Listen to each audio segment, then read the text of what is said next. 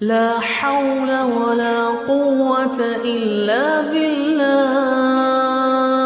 بسم اللہ الرحمن الرحیم الحمد للہ رب العالمین والعاقبۃ للمتقین والصلاة والسلام علی سید الانبیاء والمرسلین اما بعد اعوذ باللہ من الشیطان الرجیم بسم اللہ الرحمن الرحیم وما آتاکم الرسول فخذوه وما نہاکم عنہ فانتہوا صدق اللہ العلی العظیم۔ معزز سامعین کرام، السلام علیکم ورحمۃ اللہ وبرکاتہ۔ اس وقت میرے ہاتھ میں یہ چند اوراق ہیں جس میں چھینک اور جماہی کے آداب پر نہایت ہی شاندار مضمون ہیں، جس کو حضرت مولانا عبداللطیف قاسمی استاذ جامعہ غیث الہدیٰ بنگلور نے لکھا ہے۔ یہ میری نظروں سے گزرا تو میں نے سوچا کہ میں آپ حضرات سے اس کو شیئر کر دوں، اس لیے کہ عام طور سے مسلمان شریعت کے اس حکم سے غافل ہیں، تاکہ ان کے سامنے بھی شریعت کا یہ حکم واضح ہو سکے اور چھینک اور جماہی کے وقت شریعت کے اس حکم پر وہ عمل کر سکیں۔ لکھتے ہیں کہ جب اللہ تعالیٰ نے حضرت آدم علیہ السلام کو پیدا فرمایا اور آپ کے اندر روح پھونکی تو حضرت آدم علیہ السلام کو فوراً چھینک آئی، اور سب سے پہلے حضرت آدم علیہ السلام نے اللہ کی توفیق سے چھینک پر الحمدللہ فرمایا۔ چھینک آنا اچھی بات ہے، چھینک انسان کی صحت کی علامت ہے۔ نزلے کے وقت نیز عام اوقات میں بھی جب چھینک آتی ہے تو انسان کا دماغ، کان اور ناک کے راستے صاف ہو جاتے ہیں، آنکھوں میں ٹھنڈک پیدا ہوتی ہے، سر کا بوجھ کم ہو جاتا ہے۔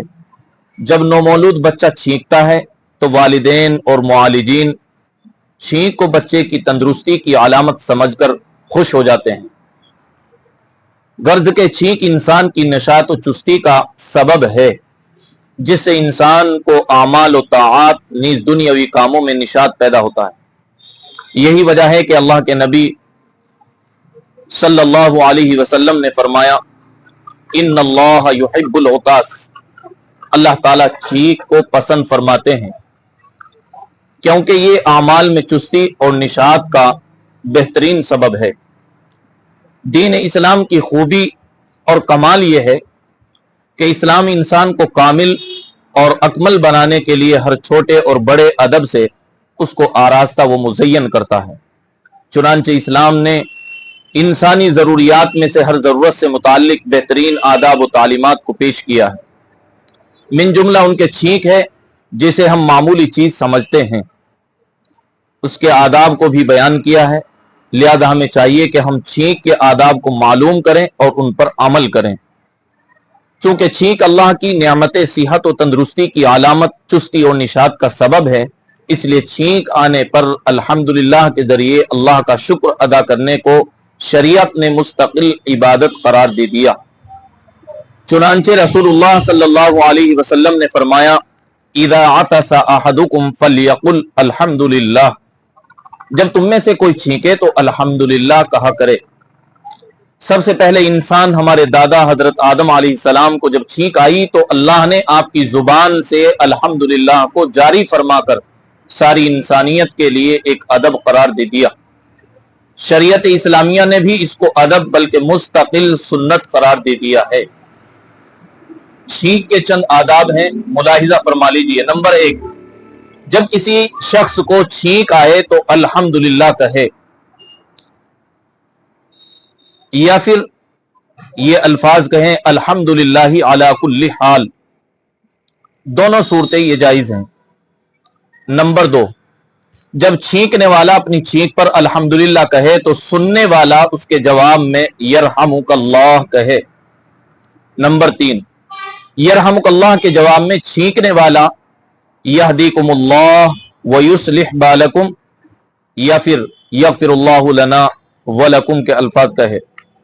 नंबर 4, छींकने वाला छींक के वक्त अपने चेहरे को कपड़े या कम अज कम हाथ से ढांक ले, ताकि छींक के वक्त नाक और मुंह से निकलने वाली रेजिश से किसी को तकलीफ ना हो। नीज खाने पीने की चीजों में नाक और मुंह की रतूबात न गिरे। नंबर 5, छींक के वक्त अपनी आवाज को पस्त रखे, बहुत जोर से ना छींके। आप अलैहिस्सलाम छींक के वक्त अपने चेहरे को कपड़े या हाथ से ढांक लेते थे और आवाज को पस्त कर लिया करते थे। नंबर 6, महरम औरतें छींक कर अल्हम्दुलिल्लाह कहें तो महरम मर्दों के लिए यरहमुकिल्लाह कहना जरूरी है। नीज मर्द महारिम मर्द की छींक का जवाब देना भी जरूरी है। यानी अगर महारिम मर्द को छींक आए और वो अल्हम्दुलिल्लाह कहे तो उसका जवाब यरहमुकल्लाह के जरिए उन औरतों पर जरूरी है जो उन मर्दों की महरम हैं, जैसे माँ हैं, बहनें हैं, बेटियां हैं और बीवी है, वगैरह वगैरह। छींक का जवाब, मुसलमान भाई छींक कर अल्हम्दुलिल्लाह कहे तो उसके जवाब में यरहमुकल्लाह कहना ये उसका शरई हक है। रसूलुल्लाह सल्लल्लाहु अलैहि वसल्लम ने फरमाया, एक मुसलमान भाई पर दूसरे मुसलमान भाई के लिए 6 हुकूक हैं। जब कोई मुसलमान भाई बीमार हो जाए तो उसकी इयादत करे। नंबर 2, जब किसी मुसलमान की वफात हो जाए तो उसके जनाजे में शिरकत करे। नंबर 3, अगर दावत दे तो कबूल कर ले। नंबर 4, सलाम करे तो सलाम का जवाब दे। नंबर 5, छींक पर अल्हम्दुलिल्लाह कहे तो उसके जवाब में यरहमुकल्लाह कहे। नंबर 6, मुसलमान भाई की मौजूदगी और गैर मौजूदगी में उसके साथ खैरखाही का मुआमला करे। ये एक मुसलमान के दूसरे मुसलमान के ऊपर 6 हुकूक थे। जब छींकने वाला अल्हम्दुलिल्लाह कहे तो सुनने वाले पर यरहमुकल्लाह कहना बाद उलमा के नजदीक वाजिब है और बाद उलमा ने मुस्तहब करार दिया है। जुमहूर उलमा के नजदीक फर्ज किफाया है। लिहाजा छींकने वाले की अल्हम्दुलिल्लाह सुनने वाला एक शख्स हो तो जरूर यरहमुकल्लाह कहना चाहिए। अगर एक जमात हो तो उनमें से किसी एक शख्स की तरफ से यरहमुकल्लाह कहना काफी है। मुंदरजा झेल मौके में छींक का जवाब जरूरी नहीं है। नंबर 1, जो आदमी छींक कर अल्हम्दुलिल्लाह न कहे उसका जवाब भी यरहमुकल्लाह के जरिए देना जरूरी नहीं है, इसलिए कि आप अलैहिस्सलातु वस्सलाम ने फरमाया, इदा अतसा अहदुकुम फहमिदल्लाह फशम्मितू व इल्लम यहमदिल्लाह फला तुशम्मितू। यानी जब तुम में से किसी को छींक आए और वो अल्हम्दुलिल्लाह कहे तो तुम जवाब दो, अगर वो अल्हम्दुलिल्लाह न कहे तो उसका जवाब मत दो। लिहाजा जो शख्स अपनी छींक पर अल्हम्दुलिल्लाह न कहे वो जवाब का मुस्तहिक नहीं है। हजरत अनस रदियल्लाहु ताला अन्हु फरमाते हैं, रसूलुल्लाह सल्लल्लाहु अलैहि वसल्लम के खिदमत में 2 शख्स हाजिर हुए, दोनों को छींक आई। आप सल्लल्लाहु अलैहि वसल्लम ने एक शख्स की छींक पर यरहमुकल्लाह फरमाया, दूसरे की छींक पर यरहमुकल्लाह नहीं फरमाया। इस पर दूसरे शख्स ने अर्ज किया कि या रसूलल्लाह, आपने उसके लिए यह नहीं फरमाया।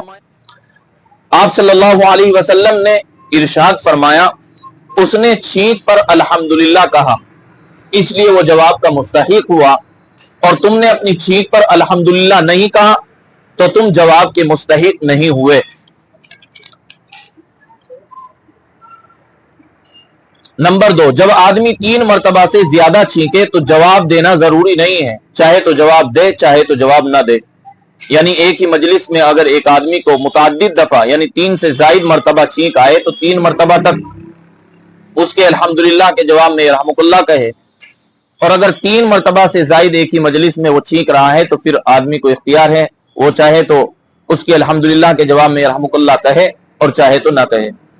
नंबर 3, बेईमान की छींक के जवाब में रहमुकुल्लाह कहना जायज नहीं। यानी एक शख्स ऐसा है जो ईमान वाला नहीं है, उसको छींक आती है, चाहे वो अपनी छींक पर अल्हम्दुलिल्लाह भी कहता है लेकिन ایک مسلمان اس کی چھینک کے جواب میں یعنی الحمدللہ کے جواب میں اس مسلمان کے اوپر واجب نہیں ہے کہ وہ یرحمک اللہ کے الفاظ کہے، اس لیے کہ وہ ایمان والا نہیں ہے۔ حضرت ابو موسیٰ رضی اللہ تعالیٰ عنہ فرماتے ہیں کہ یہودی لوگ رسول اللہ صلی اللہ علیہ وسلم کی خدمت میں چھینکتے تھے، یعنی چھینک پر الحمدللہ بھی کہتے، اور یہ امید رکھتے کہ آپ علیہ الصلوۃ والسلام جواب میں یرحمک اللہ فرمائیں گے، لیکن آپ علیہ السلام ان کے جواب میں یرحمک اللہ نہ فرماتے،